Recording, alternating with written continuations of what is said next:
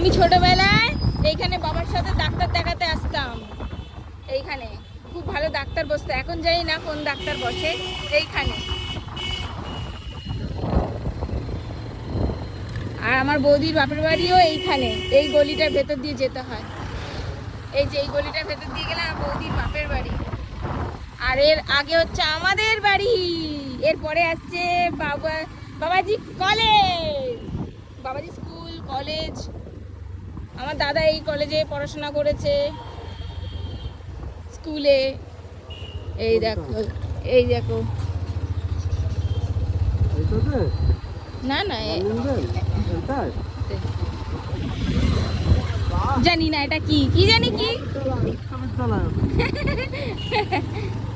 এবার আমাদের বাড়ি আছে দাসপাড়া, আমাদের বাড়ি হচ্ছে দাসপাড়াতে, ব্যারাকপুর দাসপাড়াতে আমাদের বাড়ি।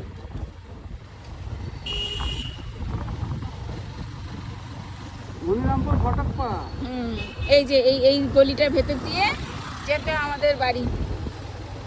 এই যে এখানে হচ্ছে আমার বাপের বাড়ি। আর সারাকুলিতে নতুন জমি কিনে ওখানে ঘর করা হয়েছে, ওখানেও বাপের বাড়ি আছে। তবে মা বাবা ওই বাড়িতে আছে, এই বাড়িতে খাট হচ্ছে, কেন কাকা মারা গেছে রিসেন্ট কিছুদিন আগে, তাই জন্য। আর আমাদের আর একটা বাড়ি আছে যেখানে দাদা বৌদিদের থাকতে দিয়েছে, শিফট করে দেওয়া হয়েছে। আর এই যে হচ্ছে লালার দোকান, ছোটবেলায় মায়ের সাথে আসতাম, লালার দোকানের ক্যাডবেরি কিনে কিনে খাওয়ার জন্য ঝগড়া করতাম।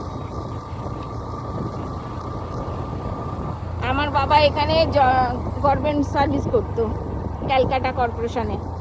এই যে সোজা সোজা চলে যাবে ক্যালকাটা কর্পোরেশন। এই যাচ্ছি আমরা দুপসা ঘাট, এখন হয়ে গেছে ফেরিঘাট না কি একটা যেন নাম লিখেছে, মনিরামপুর ফেরিঘাট। আগে দুপসা ঘাট বলতাম আমরা সবাই। কিভাবে চেঞ্জ হয়ে গেছে।